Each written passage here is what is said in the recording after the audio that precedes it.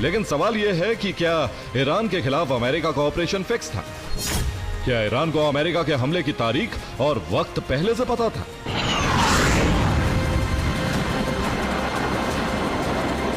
यह आशंका जताई जा रही है। अरब मीडिया हाउसेस ने अमेरिकी मीडिया के हवाले से इस पर रिपोर्ट जारी की।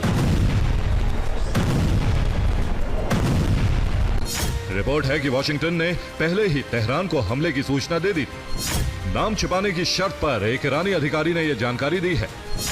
अधिकारी के मुताबिक 21 जून को टीम ट्रंप ने तेहरान को संदेश भेजा था। ट्रंप ने संदेश भिजवाया था कि अमेरिका युद्ध नहीं चाहता है, केवल फोर्दो, इस्फहान और नतांज यूरेनियम एनरिचमेंट साइट पर हमले किए जाएंगे। ईरान का दावा है कि सूचना मिलते ही ईरान हमलों के लिए तैयार था।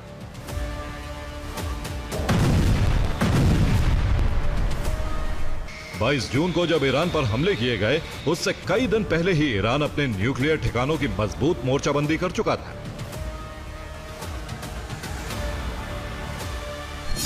यह तस्वीर 21 जून 2025 की है। सैटेलाइट से ली गई इस तस्वीर में फोर्दो यूरेनियम एनरिचमेंट साइट का प्रवेश द्वार दिखाया गया है, जिस पर ईरान ने हैवी मेटल का कवर लगा दिया है।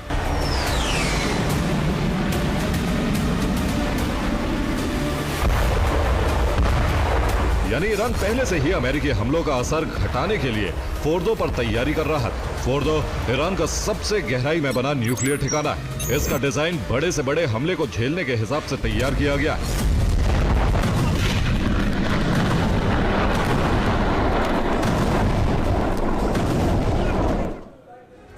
तो ये फोर्दो के अंडरग्राउंड यूरेनियम एनरिचमेंट सेंटर का मॉडल है, जो पहाड़ के 90 मीटर नीचे बना है। इसके अंदर जाने के लिए 2 प्रवेश द्वार बनाए गए हैं, जो दोनों ओर नजर आ रहे हैं। इनसे अंदर जाने के बाद गहराई में बने सुरंग के मुख्य प्रवेश तक पहुंचा जाता है। 2 लंबी सुरंगों में कई 100 मीटर चलने के बाद 2 और घुमाव आते हैं।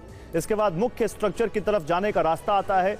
यहाँ से फोर्दो का सबसे अहम एरिया शुरू होता है। यहाँ बीच में एक वेंटिलेशन शाफ्ट बनाई गई है, जो ऑक्सीजन सप्लाई करती है। स्ट्रक्चर में सबसे पीछे सेंट्रीफ्यूज कैस्केड लगाए गए हैं। यही यूरेनियम एनरिचमेंट का काम होता है। रिपोर्ट है कि 19-20 जून को फोर्दो न्यूक्लियर प्लांट में कई ट्रकों और हैवी मशीनरी की आवाजाही होती रही है। इन ट्रकों के जरिए एनरिच्ड यूरेनियम और अहम संसाधनों को फोर्दो से बाहर निकाला गया है। इसके सैटेलाइट सबूत भी सामने आए।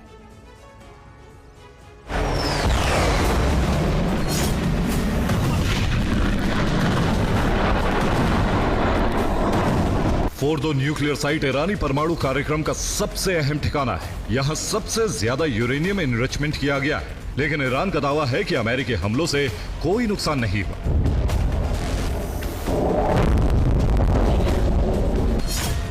यह तस्वीर 19 जून की है।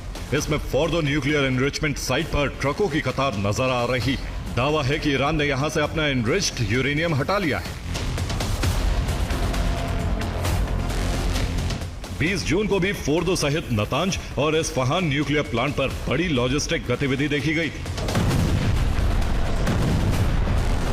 माना जा रहा है कि अमेरिकी हमलों से ईरान के परमाणु कार्यक्रम की रफ्तार रुकी है, लेकिन उसके सबसे अहम संसाधनों का ज्यादा नुकसान नहीं हुआ है।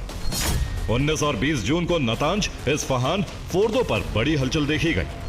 तीनों न्यूक्लियर ठिकानों पर 16 से 20 ट्रक देखे गए। इनके साथ कुछ ग्राउंड मूविंग हैवी मशीनरी भी देखी गई। कुछ घंटे बाद ट्रक सभी ठिकानों से नॉर्थ वेस्ट की तरफ रवाना हो गए। ईरान के एक अधिकारी का दावा है कि तीनों न्यूक्लियर साइट से संवर्धित यूरेनियम निकाल लिया गया है। अमेरिका के हमलों से ईरानी परमाणु कार्यक्रम को बहुत बड़ी क्षति नहीं हुई है। हमलों से पहले संवर्धित यूरेनियम एक गुप्त ठिकाने पर भेज दिया गया था। मतलब यह है कि ट्रंप ने इजराइल को साधे रखने के लिए ईरान पर हमले भी कर दिए और ईरान को ज्यादा नुकसान भी नहीं हुआ। तो सवाल यह है कि इन हमलों से हुआ क्या? ईरान ने 400 किलोग्राम यूरेनियम को 66% तक संवर्धित कर लिया था। सबसे बड़ा संवर्धित यूरेनियम भंडार फोर्दो में था, जिसे निकाल लिया गया। फोर्दो में ईरान ने सैकड़ों नए IR-6 एडवांस सेंट्रीफ्यूज लगाए गए थे। माना जा रहा है कि हैवी मशीनरी के जरिए सेंट्रीफ्यूज कैस्केड भी निकाल लिए गए। अगर ऐसा है तो अमेरिकी हमलों से केवल अंडरग्राउंड इंफ्रास्ट्रक्चर आंशिक तौर पर तबाह हुआ होगा। यानी ईरान भी खुश, इजराइल भी संतुष्ट और अमेरिका जंग में उलझने से बच गया है। यानी न सांप मरा है न लाठी टूटी है। ईरान के पास संवर्धित यूरेनियम भी है और सेंट्रीफ्यूज के कैस्केड भी। अगर मैच फिक्स होने की रिपोर्ट 100% सही है तो आने वाले दिनों में ईरान फिर से परमाणु कार्यक्रम शुरू कर सकता है।